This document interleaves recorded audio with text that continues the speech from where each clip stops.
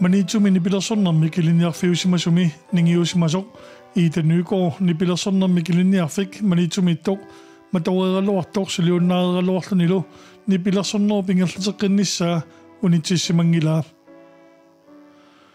Itapmaannakkut angerlarsmafimmini meeqqat qulit missaaniittartut ilinniartitaasarpai sinersamilu internetiatorlu ilinniartitisarnini annertusaluuttorlugu siullermillu Ida ilisarateqqaalaartigu. Ida er Ida Nygaard, som bor i Maniitsoq.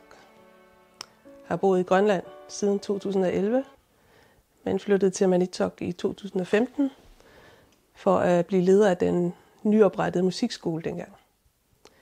Jeg er nu gift med Peter Nygaard, som er museumsleder også i Maniitsoq. Hvad er din musikalske baggrund så? Den er lige så gammel som jeg er, vil jeg sige. Mine forældre mødtes på konservatoriet i København. Så lige siden jeg var i mors mave, har jeg hørt musik. Og lige siden jeg var stor nok til at nå et klaver, har jeg spillet. Jeg er uddannet cellist fra konservatoriet i København. Og når man går på konservatoriet, spiller man også altid klaver. Så det har jeg haft. Da jeg var barn, gik jeg 1 år til violin hos en forfærdelig sur gammel lærer. Så det stoppede jeg med. Men her i Grønland, der underviser jeg rigtig meget violin, så jeg har selv taget det lidt op igen. Så lige nu får jeg faktisk selv violinlektioner for at blive dygtigere, så jeg ved, hvad jeg laver. Og så er der en masse sammenspil. Unger, der spiller sammen, både i mindre og større grupper og sådan noget. Og ved siden af har jeg taget en psykologiuddannelse, så jeg har også fungeret som psykologilærer på forskellige gymnasier i Grønland. Ida, så dine børn kom, eleverne. Det er de nemlig. Og nu har de taget nogle af de frugter, som vi har fået sponsoreret af Brugsen, og de tør ikke starte med dem, før at jeg har sagt ja. Så de sidder bare og vifter med dem for at spørge, om de må spise dem. Ja, så Brugsen har sponsoreret nogle frugter. Ja. Dejligt. Og hvad? Det er også noget, Brugsen har sponsoreret? Nej, det er mig, der gør det. Okay. Og det har jeg gjort lige siden vi havde musikskole. Ja. Hver tirsdag var der altid boller til alle børnene. Ja. Og det gør vi stadig. Og de bliver spist. Der er en plade mere. Ja, super. Ja. Det lugter godt her. Ja, det gør det.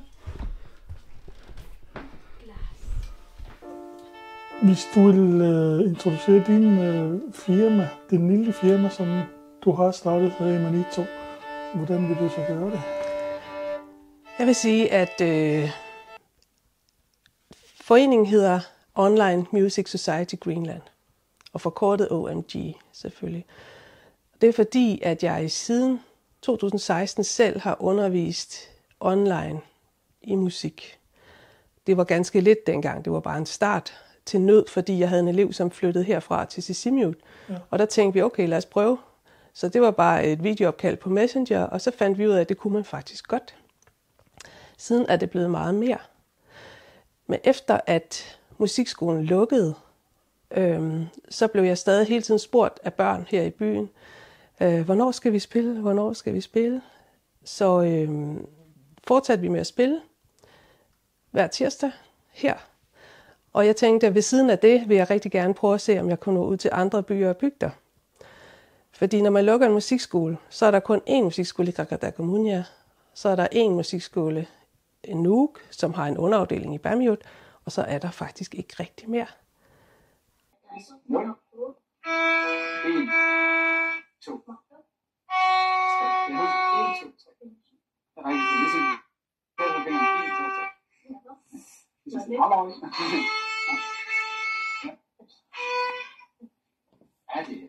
De 2 små er lige startet, og Jens hjælper den ene nu, og Sasha hjælper den anden.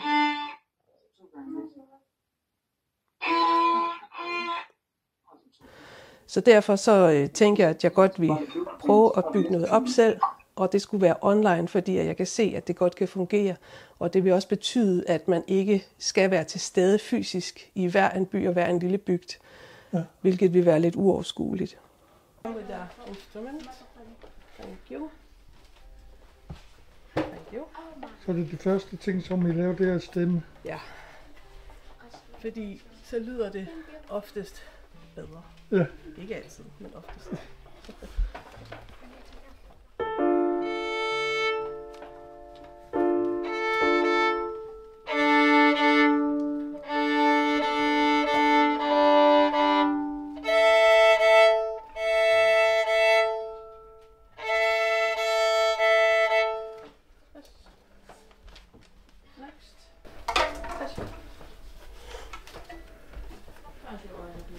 Okay.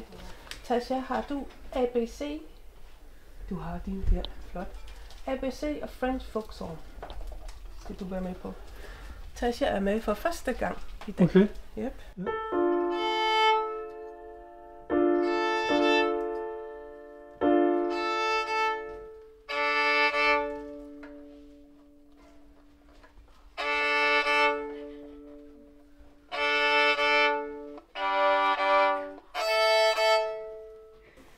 Hvordan synes du selv, at musikken påvirker børnene, dagligmæssigt, altså også deres skolegang?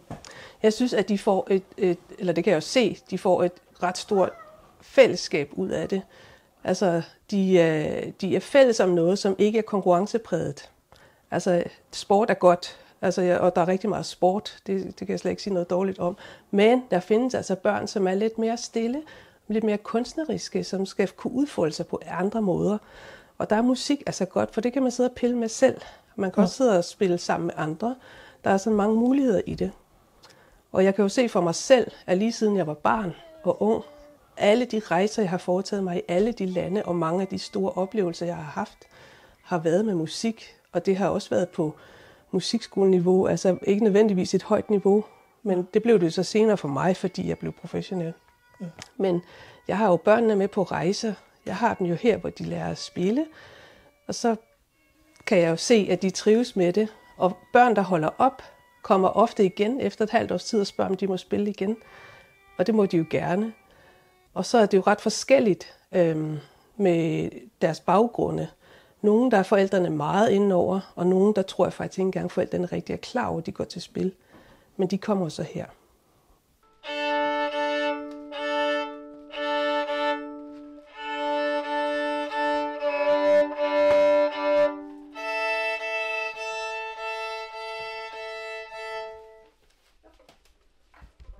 Ja. Hvor mange elever har du? Sådan? Jamen, i år på hele kysten har vi omkring 25. Sådan. På hele kysten? Ja, med de forskellige byer og bygder. Og herovre i din hjem? Her i mit hjem, der er det der cirka, du ser, sådan 10 stykker. Ja. Og det svinger lidt, fordi nogen holder jo op en gang imellem, og så kommer de igen, og vil gerne starte igen. Ja. Og sådan. Og så er der nogen, der flytter til andre byer. Ja. Vi havde 2 små søde elever, der flyttede, fordi at de ikke kunne holde ud at være på skolen. Så nu bor de i Ilulissat, hvor jeg så har dem deroppe. Ja, okay.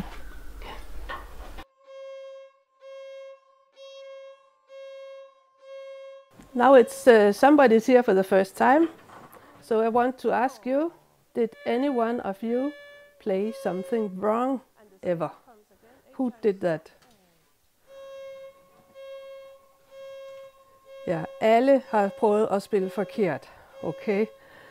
Did anyone ever kind of fall out of the music and then come back in later?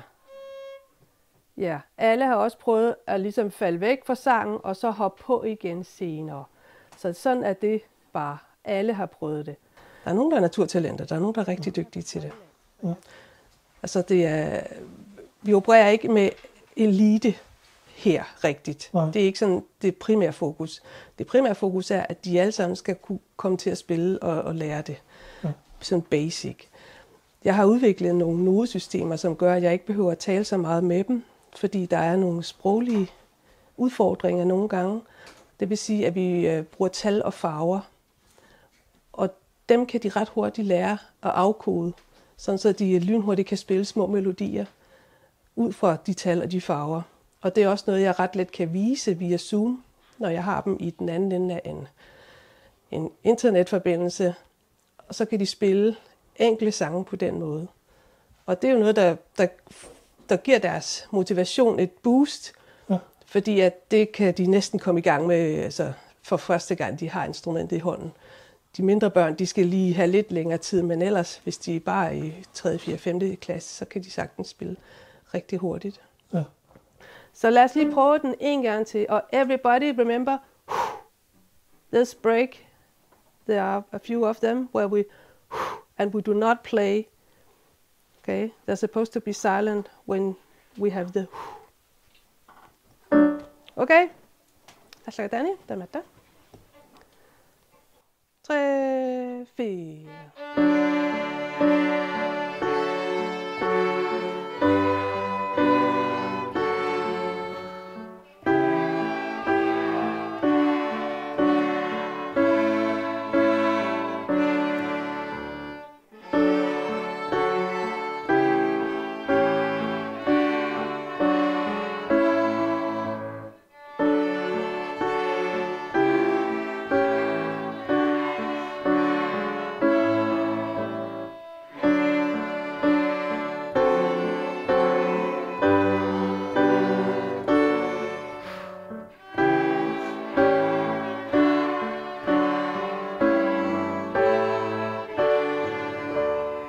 Ja, meget bedre. Flot.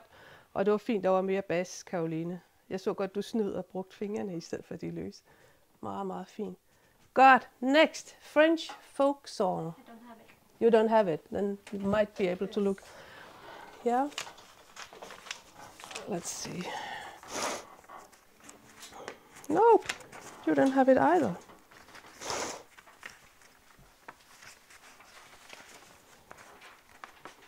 Jo, det var den her. We have this color system. Vi har et farvesystem, som gør, at det er lettere for børnene. Når man siger en farve og et tal, så ved de, hvilken streng de skal spille på, og hvilken finger de skal bruge. Det gør det ret let at komme i gang. Ja, og vi har nogle, der er endnu lettere. Her har vi Bidak Uma til børn. Men lige nu er det this one, den her. Okay? Den her sang, det er jo en, man tæller til 3 hele tiden. Okay, Malou? Hele tiden. 1, 2, 3, 1, 2, 3. Og det er lidt anderledes. It's a bit different from the first one. Okay? Somebody is playing second. You? Yes. Then you just go ahead. Because I think you're the only one, actually. So good luck to you. You know it by heart. Yeah. French folk song. Det var den første sang, jeg selv lærte at spille på cello som 12-årig. Og der er flere her, blandt andet Karoline, som var med på musikskolens start, som også faktisk havde den som en af de første i hvert fald. Så det er en sang, mange af os synes er sådan hyggelig, fordi den minder os om, da vi lige startede. Okay. Jeg siger 1, 2, 3, og så spiller vi. 1, 2, 3.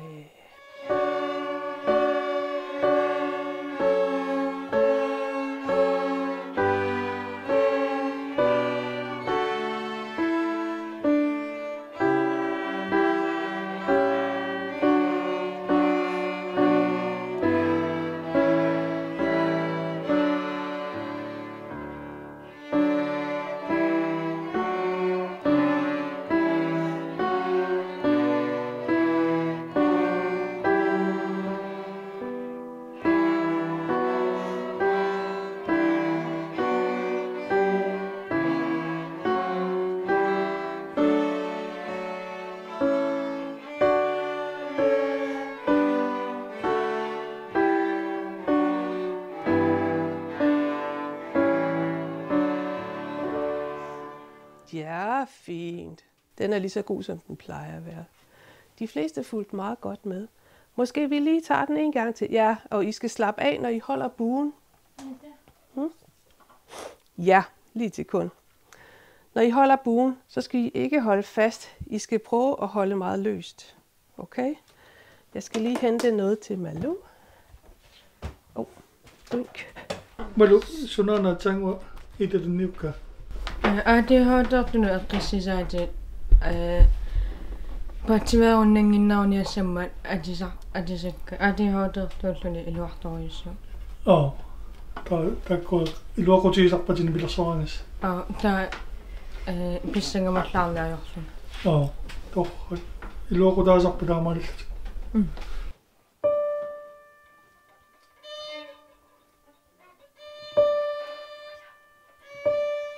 Ja. I kan nok se, Diana har ikke mærker på violinen. De andre, mange har mærker på, og det betyder, at det er lidt sværere at finde den rigtige tone. Så det skal man lige...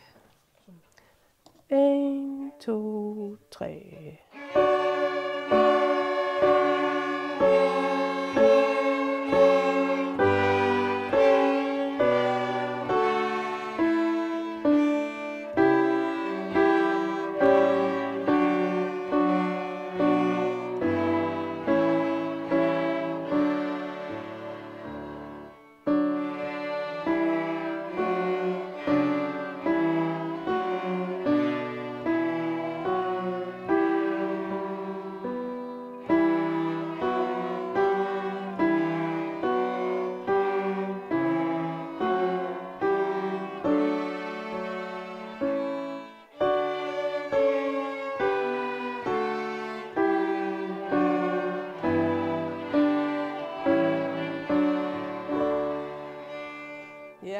Very good. Okay, vi holder nu pause. En ting er jo at spille musik. Man skal jo også kunne måske læse det, altså noder. Er det noget, børn kan lære hos dig? Selvfølgelig kan de lære noder, men når vi kommer lidt senere i deres niveau, højere niveau, så går vi rigtig i gang med noderne. Ja. Det er ikke vores første prioritet, fordi jeg vil hellere have, at de kommer i gang med at spille og ligesom holder på dem på den måde. Men noderne kommer senere hen, men selvfølgelig hører det med. Selv spiller jeg jo altid, eller lærer ting efter noder. Jeg spiller så udenad senere, men alt hvad jeg spiller, det er en node. Det starter med en node. Ja. Så selvfølgelig bliver node læring en del af det. Ja. Manitsumutika qammarlunili iitapiliniartitaraasartagaasa ilaat Carolina aammasuli iliniartitsinum peqataasarpoq ikiutaasarlunilu. Carolina agiarsuartarputit qangaliallartikki. 2016 nimi allartippunga. Så ukiut ortat. Orfinerpingas. Orfinerpingas ukiut tässä misitaararlualersimuut. Så musikskoleраалэрма марманитсумиаллартисимаут. Så adorfemme ida siullermik takkukkami takullugu pissanganarluni. Pissanganartillugu. Tässä allartippunga.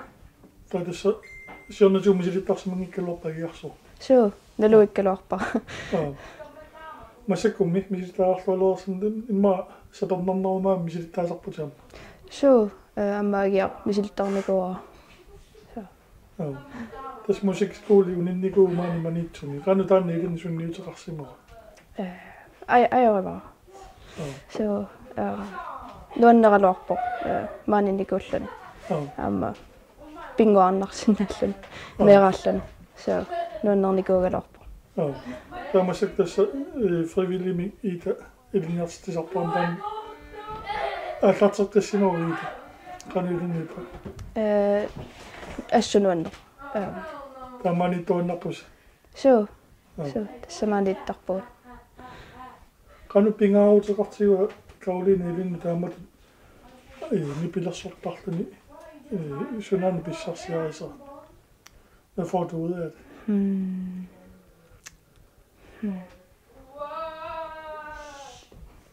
Billuarner.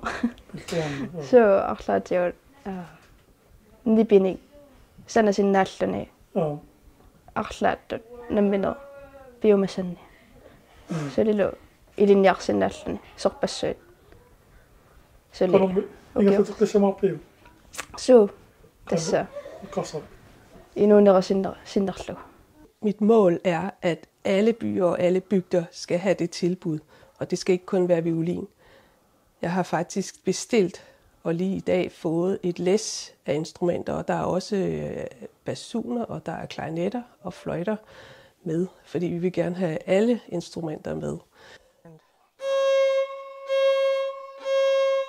Samikua tarteqqaamu taassiaamu tanaanaasoq panimi peqataaqqarnerani ilaavoq.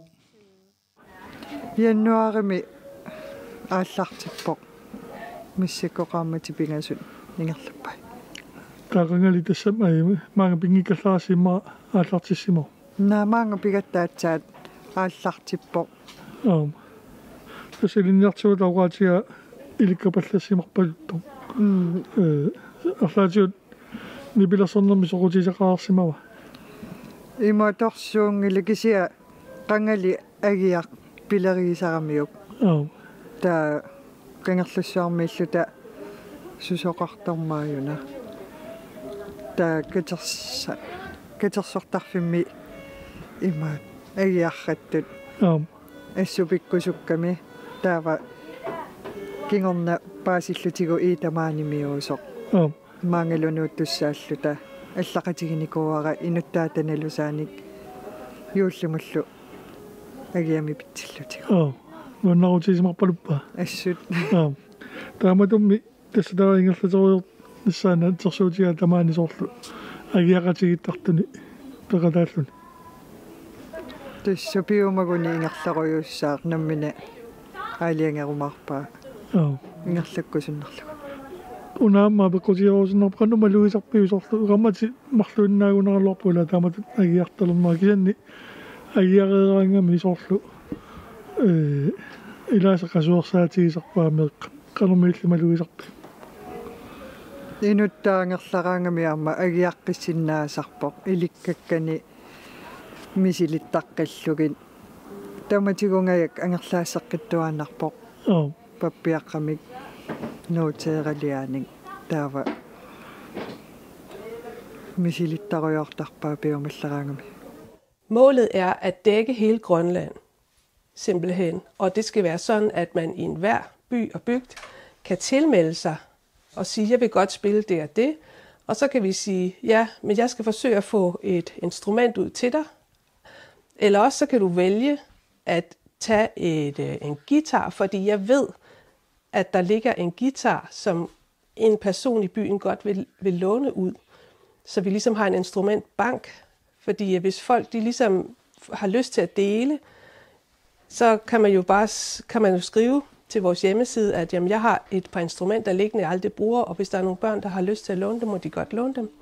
Så kan jeg sige, jamen hvis du er i gang nu, så bliver det på guitar, og hvis ellers, så må du vente på, at vi på en eller anden måde får et instrument ud til dig. Og så skaffer jeg de lærere til de instrumenter, som jeg ikke selv kan finde ud af. For eksempel har vi både en fløjte og en klarinetlærer lige nu, der bare afventer, at der er nogle elever, som godt vil i gang. Fordi vi har instrumenter, og vi skal have nogle elever i gang, så har vi lærere til det. Det hele det er finansieret med driftsmidler og fondsmidler. Simpelthen.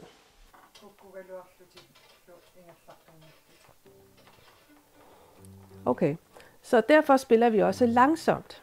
Så ABC, rhythmic, like this.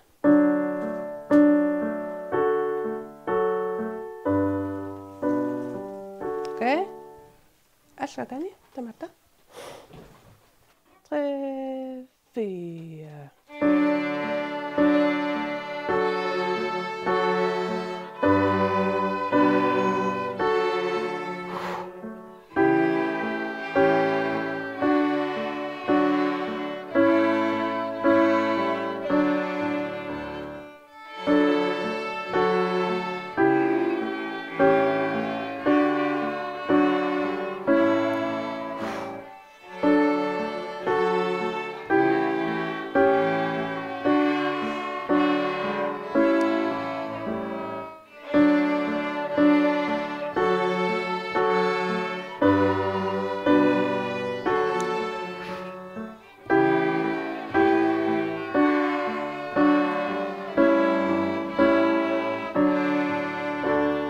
Ja, Vigoré.